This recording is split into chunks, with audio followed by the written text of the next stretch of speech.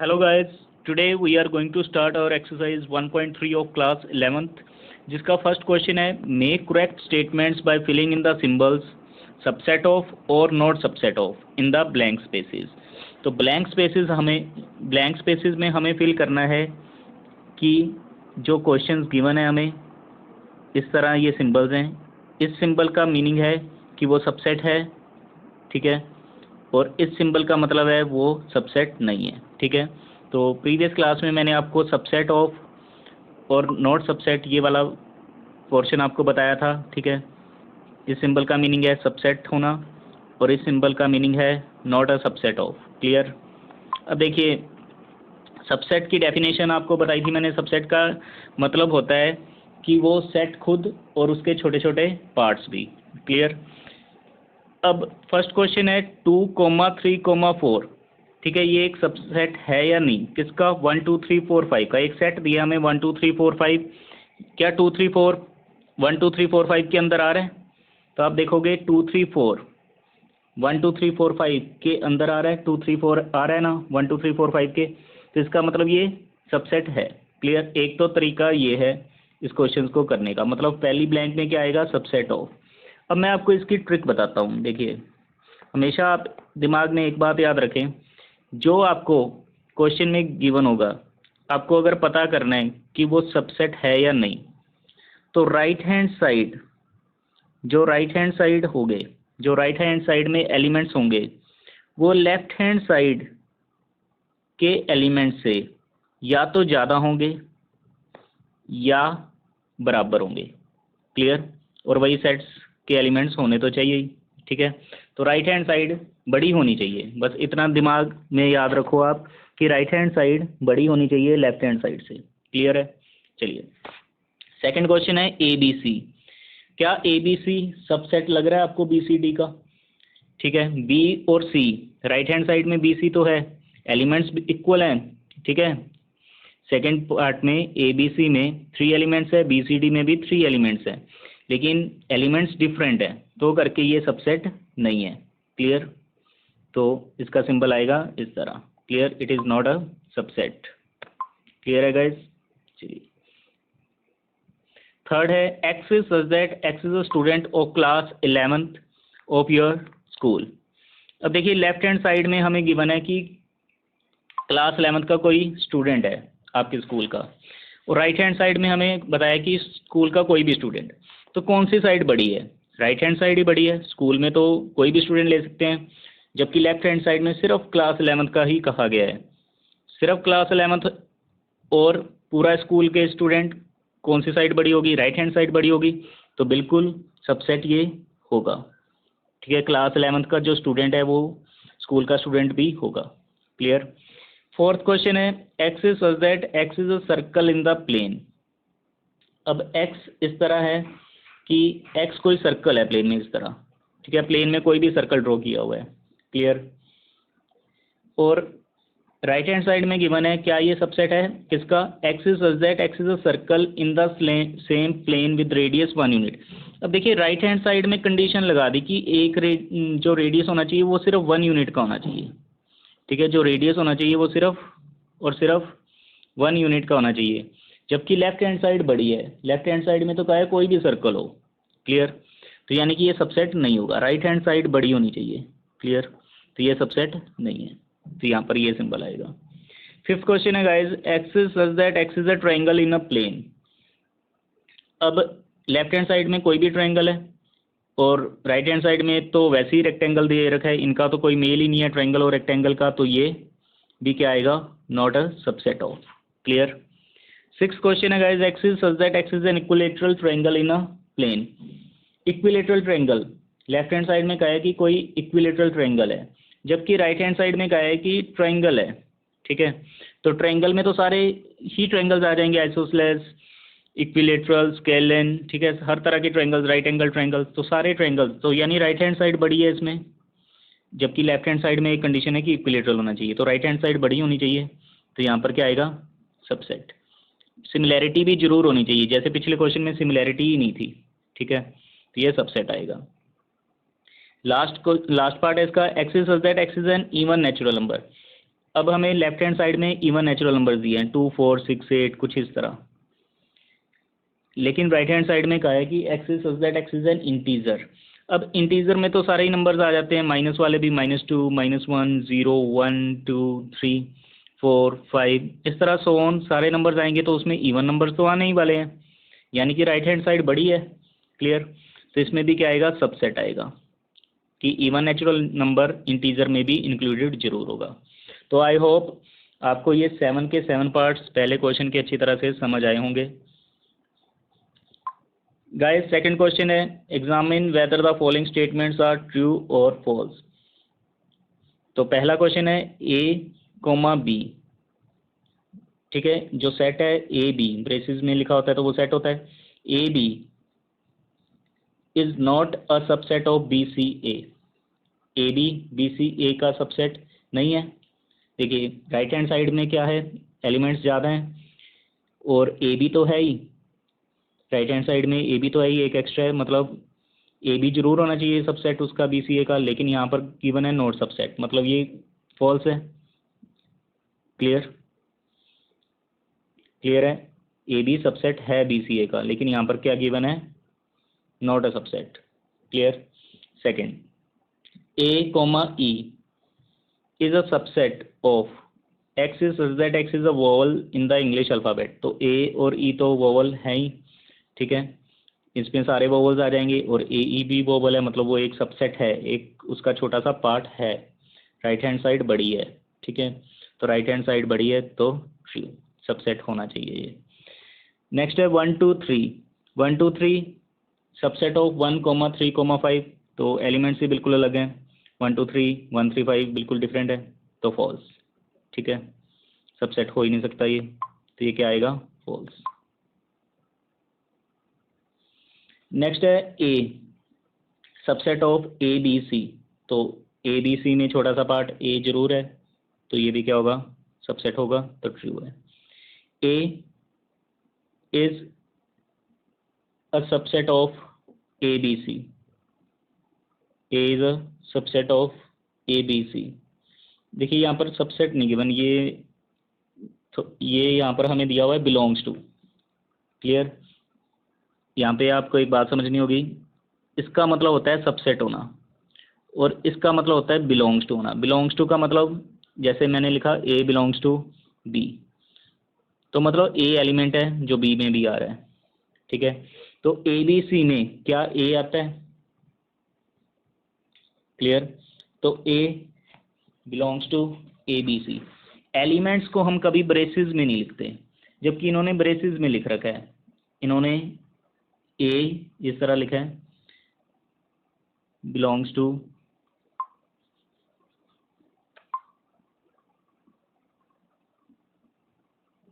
A B c. Clear. Belongs to में हम elements को लेते हैं, तो इसमें अगर ये ब्रेसेस ना लगे होते तो ये ट्रू होता, जबकि इसमें ब्रेसेस लगी है, मतलब ये सबसेट की तरह पूछ रहे हैं, लेकिन यहाँ पर सबसेट नहीं दिया, यहाँ पर बिलोंग्स टू दिया है, तो ये क्या होगा, फॉल्स। क्लियर। सबसेट जब भी हम लिखते हैं ब्रेसेस में लिखते हैं, एलिमेंट सिर्फ कोई हमें लिखना हो तो हम सिंपली लिखते हैं, जैसे ए बिलोंग्स टू, ठीक है, सिंपल लिखते हैं हम A belongs to B. Clear. Sixth part है, x is such that x is an even natural number less than 6। अब कोई इवन नेचुरल नंबर है लेस देन 6, वो कौन सा होगा, 2 4 होगा, ठीक है, और राइट हैंड साइड में हमें गिवन है x is such that x is a natural number which divide 36 को डिवाइड करे नेचुरल नंबर्स, तो 2 करेगा, 3 करेगा, 4 करेगा, 6 करेगा और 9 करेगा 36 को डिवाइड, और आगे भी इस तरह विच डिवाइड 36, तो 12 भी आएगा, 18 भी आएगा, ठीक है। तो आप देखिए 2 4 उसमें आएगा, ठीक है, 2 4, क्या 2 4 सबसेट लग रहा है आपको इस पूरे नंबर का, राइट हैंड साइड बिगर है तो बिल्कुल है ये, इसको हम आंसर क्या देंगे, ट्रू। लास्ट पार्ट का आंसर क्या आएगा, ट्रू। क्लियर है guys. Guys question number third है, हमें एक सेट दिया है ए इज इक्वल टू 1 2, फिर फर्दर ब्रेसेस में लिखा है 3 4, मतलब ये पूरा एक एलिमेंट की तरह 3,4 एक पूरा सेट लगाया जिसे हम x मान लेते हैं एक बार। नेक्स्ट है 5, यानी कि हमें इस तरह दिया है a is equal to 1, 2, x, 5। Clear? x की वैल्यू क्या है? 3,4। क्लियर है गाइस इतना? चलिए, अब हमें ये पता करना है which of the following statements are incorrect and why, reason भी देना है। तो फर्स्ट क्वेश्चन है 3,4 is a subset of a. 3, 4 क्या सबसेट है ए का? 3, 4 ब्रेसिस यानी कि पूरा का पूरा x पूछ रहे हैं वो, x is a subset of A. तो ये बात जो है x सबसेट ऑफ ए नहीं होगा। क्यों नहीं होगा? क्योंकि ये 3, 4 खुद हमने जो लिया है ये क्या लिया है? ब्रेसिस में होना चाहिए, ये ब्रेसिस में नहीं है। 3, 4 तो पूरा एक सेट के अंदर आ रहा है एक में, ठीक है, ए के अंदर ही पूरा ये लिखा हुआ है। अगर ये इस तरह होता तो हम इसे सबसेट मानते। तो इसे करेक्ट होने के लिए इट मस्ट हैव ब्रेसिस। तो ये क्या होगा? इनकरेक्ट। फर्स्ट पार्ट क्या हो जाएगा? इनकरेक्ट। और इसका रीजन क्या होगा? It must have braces. ठीक है, 3, 4 के मतलब ये 3, 4 तो एक एक्स की तरह ही है, ये खाली एक्स है जिसके बाहर ब्रेसिस भी होनी चाहिए। Clear guys? चलिए,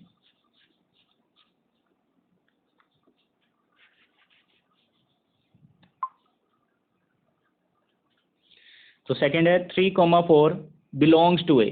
अब बिलोंग्स टू बोल रहे हैं, ठीक है, मैंने आपको ये बताया था इसका मतलब होता है सबसेट होना, इसका मतलब होता है बिलोंग्स टू होना। क्लियर? तो 3,4 ए के अंदर आ रहा है तो बिल्कुल आ रहा है, तो ये तो इनकरेक्ट नहीं है। ठीक है, तो ये तो करेक्ट है।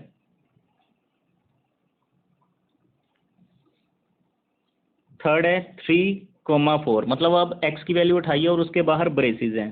अब वही वाला क्वेश्चन जो फर्स्ट में इनकरेक्ट था, अब इन्होंने करेक्ट करके लिखा है। तो ये थर्ड क्या है? करेक्ट। ये मैंने आपको पहले ही बता दिया।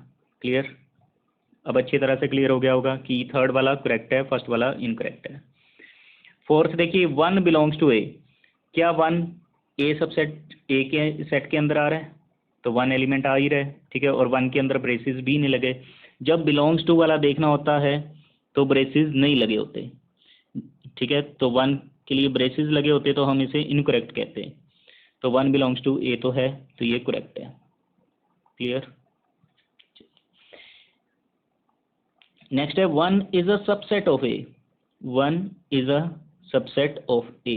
अब सबसेट के लिए ब्रेसिस होने जरूरी है, सबसेट के लिए ब्रेसिस होने जरूरी है, जबकि बिलोंग्स टू के लिए सबसेट नहीं, ब्रेसिस नहीं होने चाहिए। इतना डिफरेंस समझ आया सभी को? क्या कहा मैंने? अगर सबसेट है तो अगर सबसेट है तो ब्रेसिस होने चाहिए, और अगर बिलोंग्स टू आता है तो सब ब्रेसिस नहीं होने चाहिए। तो फिफ्थ पार्ट का आंसर क्या आएगा? इनकरेक्ट। क्योंकि 1 को अगर सबसेट बनाना है ए का तो इसके अंदर ब्रेसिस होने चाहिए थे।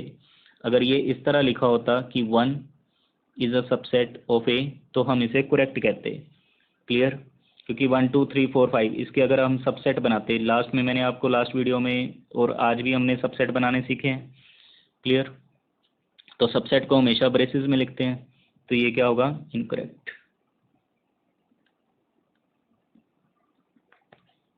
Clear guys? चलिए, नेक्स्ट है 1, 2, 5। 1, 2, 5 is a subset of A. अब 1, 2, 5 आ ही रहा है, 1, 2 और 5 आ रहा है और ये ब्रेसिस में भी है। क्लियर? तो इसे हम क्या कहेंगे? ट्रू, यानी कि ये करेक्ट है। क्लियर? चलिए गाइस, क्वेश्चन नंबर 4 है, write down all the subsets of the following sets. तो फर्स्ट है ए। अब इसके सबसेट्स हमें लिखने हैं। तो ए के सबसेट मैंने आपको बताया था, एक तो खुद सेट होता है, यानी कि जो ए दिया ये तो होगा ही, ठीक है, ये तो सबसेट होगा ही, और एक नल सेट होता है। क्लियर? तो इसके कितने सबसेट्स बने? 2। हमने फॉर्मूला भी पढ़ा था 2 की पावर n। यहाँ पे हमें ए की एलिमेंट दी है तो 2 की पावर 1 इज इक्वल टू 2। तो आप देख पा रहे हो इसके 2 सबसेट्स बने हैं। क्लियर। नेक्स्ट है ए बी, इसके सबसेट्स बनाने हैं हमें। तो ए बी में ए को पहले सेपरेटली ब्रेसेस में लिखोगे, सबसेट हमेशा ब्रेसेस में लिखा जाता है, then b, then a b खुद, और लास्ट में 5 खुद। क्लियर। और अगर फॉर्मूले से देखें 2 एलिमेंट्स है तो 2 की पावर 2 इज इक्वल टू 4, तो ये 4 ही बन रहे हैं।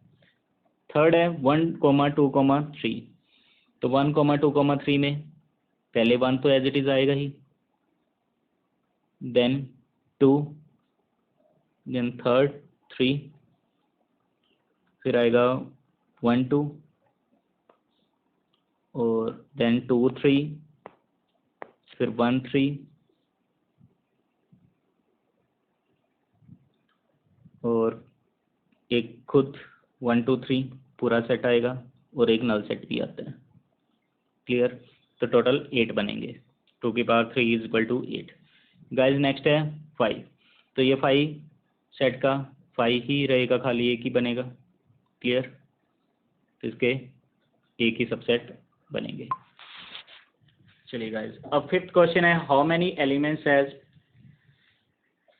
Power set of a if a is equal to 5। तो इसमें देखिए सोल्यूशन ऑलरेडी मैंने टाइप कर रखा है।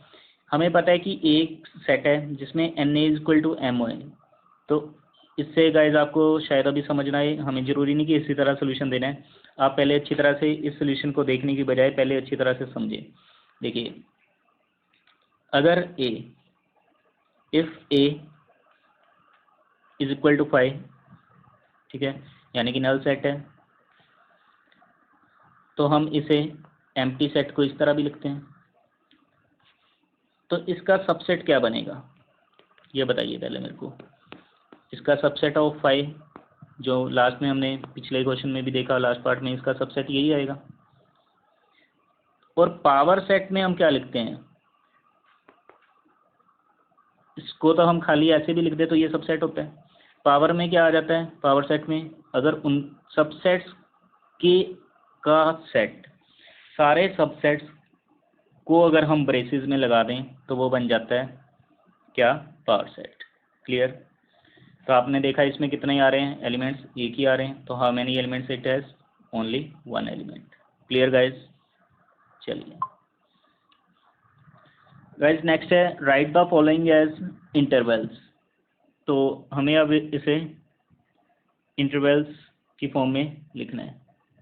x is such that x belongs to real number and x is greater than -4 and less than equal to 6। बहुत important है, यहाँ पर आपको 2 चीज़ें समझनी है। पहले इसे करने से पहले आप 2 चीज़ें समझें। देखिए गाइस, एक होती है ओपन ब्रैकेट और एक होती है क्लोज्ड ब्रैकेट। एक होती है ओपन ब्रैकेट और एक होती है क्लोज्ड ब्रैकेट। जो ओपन ब्रैकेट है वो इस तरह हम डालते हैं, और जो क्लोज्ड ब्रैकेट है वो स्क्वायर ब्रैकेट्स की तरह होती है, इस तरह। अब इनका डिफरेंस क्या है, ओपन ब्रैकेट में हमें नंबर्स को इंक्लूड नहीं करना होता। जैसे अगर मैं कहूँ कि अगर मैंने ये लिखा 2, 3 और ये लगाया, ठीक है, तो इसका मतलब होगा कि 2 और 3 के बीच जो भी नंबर आएंगे हमें वो नंबर्स लेने हैं, 2 को नहीं लेना और 3 को नहीं लेना। तो इसका मतलब कौन कौन से नंबर्स हम यहाँ पे ले सकते हैं, 2.1, 2.2, 2.3, 2.4, 2.5, 2.6, इस तरह हम 100 नंबर्स ले सकते हैं। लेकिन अगर क्लोज्ड ब्रैकेट में ऐसे लिखा है 2.3, तो हमें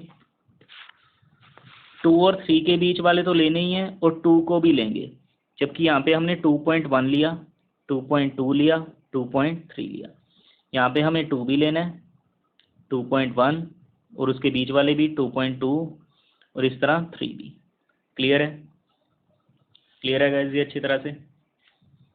चलिए, तो इसे अच्छी तरह से आप नोट कर लेना इनका डिफरेंस, कि ओपन ब्रैकेट और क्लोज ब्रैकेट का क्या डिफरेंस होता है। एक और एग्जांपल से मैं आपको समझाता हूँ। मान लो मैंने इस तरह लिखा 1,5 और ये बिल्कुल अलग सी चीज़ समझा रहा हूँ आपको मैं। अब देखिए ये वाली ब्रैकेट कौन सी है, ओपन, जबकि ये क्लोज्ड। क्लियर। तो ओपन में हमें 1 इंक्लूड नहीं करना, लेकिन 5 तो लेना पड़ेगा यहाँ पे, 5 के साथ तो क्लोज ब्रैकेट है, तो 1 हमें इंक्लूड नहीं करना। हम कहाँ से स्टार्ट करेंगे, 1.1, 1.2, क्या लेंगे 1.1, 1.2, 1.3, 1.4, इस तरह जाएंगे 2, 2.1, 2.2, सरल सोन, और लास्ट में 5 भी लेंगे। क्लियर है गाइज। बस 1 को इंक्लूड नहीं करना, 1 और 5 के बीच वाले नंबर लेने हैं और 5 को भी लेना है। Clear guys. तो ओपन ब्रैकेट और क्लोज ब्रैकेट के बारे में आपको अच्छी तरह से पता चला। तो अब करते हैं question first. X is such that x belongs to real number. अब रियल नंबर हमें गिवन है, ठीक है, और एक्स हमें गिवन है ग्रेटर देन -4 और लेस देन इक्वल टू 6। अब यहाँ पर इक्वल टू 6 गिवन है, यानी कि 6 को भी इंक्लूडेड करना है, 6 को भी हमें क्या करना है, इंक्लूड करना है। अब आपको ट्रिक बताने जा रहा हूँ।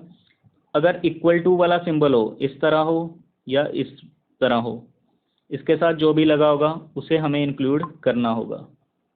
क्लियर। तो x is such that x belongs to real number, x is greater then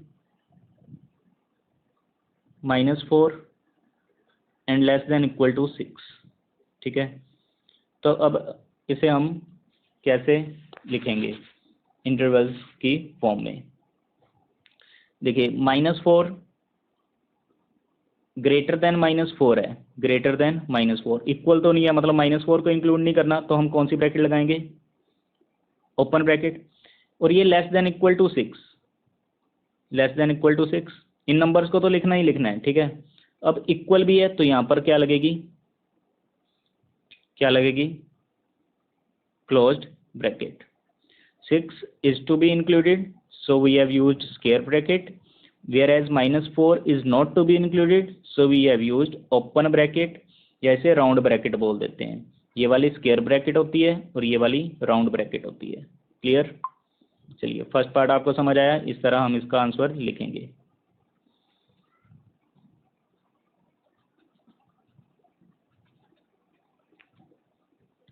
next part है x is such that x belongs to real number.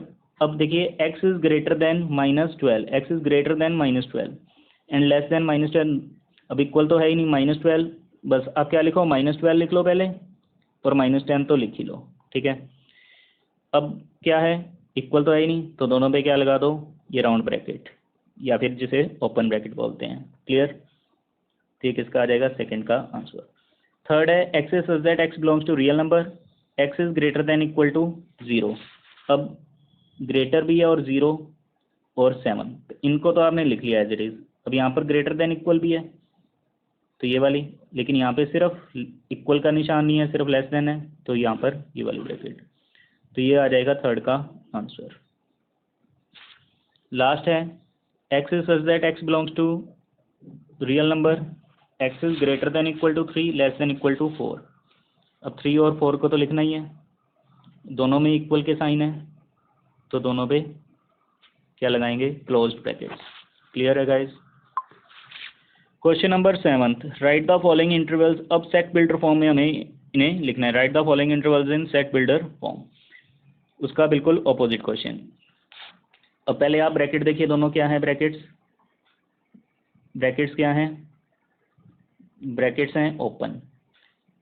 इस लाइन को तो हमेशा हम इस तरह लिखेंगे, सारे रियल नंबर्स में सारे नंबर्स आ जाते हैं, तो पहले हम ब्रेसेस लगाएंगे। देखिए कैसे इसे लिखने का क्या तरीका है, x is such that x belongs to real number, इतना तो लिखना ही है हर क्वेश्चन में, देन कॉमा। अब -3 इंटरवल लाइन में क्या आता है, -3 पहले आएगा, तो -3 पहले लिखेंगे, और ये इस तरह x 0, clear. x is greater then -3 less then 0, क्योंकि इक्वल का निशान आ ही नहीं सकता, क्योंकि ये कौन सी ब्रैकेट है, ओपन। ओपन ब्रैकेट जब लगी होती है तो हम इक्वल वाला सिंबल नहीं लगाते, और यहाँ पर हम करेंगे ब्रेसेस क्लोज, ठीक है। तो ये प्रॉपर आंसर होगा इसका सेट बिल्डर फॉर्म में। नेक्स्ट है 6,12, और दोनों में क्या है, क्लोज ब्रैकेट्स, मतलब 6 को भी इंक्लूड करना है, तो ये लाइन तो आप लिखोगे ही, x is such that x belongs to real number, then comma 6 और 12, पहले आप x लिख लीजिए, ठीक है। 6 बहुत छोटा है तो इस तरफ 6, बड़ा इस तरफ आता है 12। अब साइंस देखिए, ये वाला साइन ग्रेटर देन इक्वल वाला, ठीक है, और ये लेस देन इक्वल, तो 6 को भी इंक्लूड करना है और 12 को भी इंक्लूड करना है, और 6 और 12 के बीच वाले नंबर्स भी लेने हैं। नेक्स्ट है 6,12, 6 में अब क्या है, ओपन ब्रैकेट है, 12 में क्या है, क्लोज ब्रैकेट है, तो इसमें भी हम क्या लिखेंगे, उसी तरह यहाँ पे ब्रेसेस क्लोज कर देते हैं। x is such that x belongs to real number, real numbers में सारे नंबर्स आ जाते हैं। अब लिखेंगे x ग्रेटर देन 6, लेकिन 12 के साथ क्लोज ब्रैकेट है, तो अब क्या आएगा, इक्वल का सिंबल भी आएगा। क्लियर है इन दोनों क्वेश्चंस का डिफरेंस। गाइस फोर्थ है -23 के साथ है कौन सी ब्रैकेट, स्क्वायर ब्रैकेट, मतलब -23 को इंक्लूड करना है, मतलब ग्रेटर देन इक्वल का साइन आएगा। तो पहले तो हम ये लाइन तो लिखेंगे, x is such that x belongs to real number,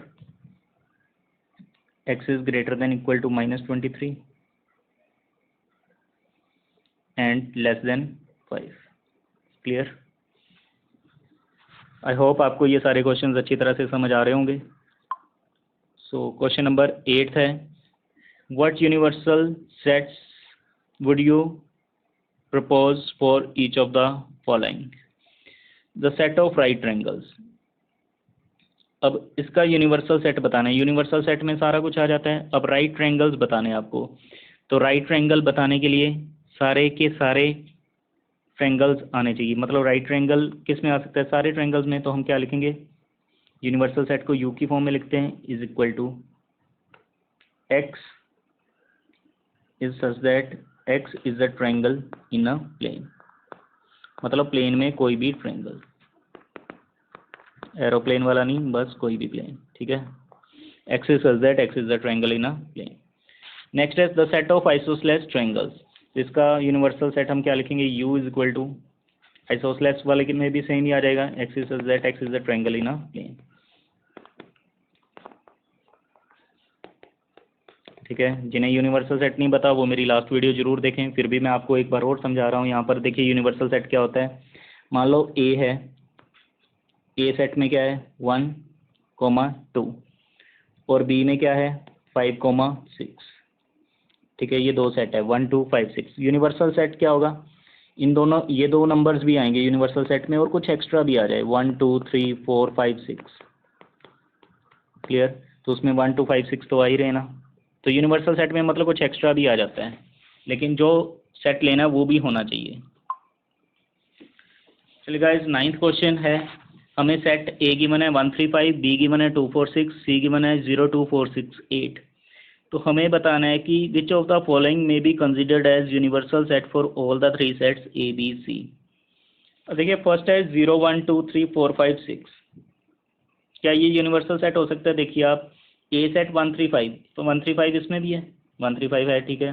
B है 246, 246 इसमें भी है। सी है 0, 2, 4, 6, 8, 0, 2, 4, 6, 8 नहीं है इसमें, ठीक है। अगर 8 होता तो ये यूनिवर्सल सेट बन जाता, तो ये नहीं है। फाई तो खाली अकेला फाई है, इसका तो हमें तो पहले ही पता चल रहा है, यूनिवर्सल सेट में तो ज़्यादा होने चाहिए। थर्ड 0, 1, 2, 3, 4, 5, 6, 7, 8, 9, 10, तो इसमें 135 है, 135 है, 246 है, 246 है, 0, 2, 4, 6, 8 है, ये भी है, तो यूनिवर्सल सेट क्या होगा, ये वाला। तो क्लियर है गाइस। तो ये थी एक्सरसाइज 1.3।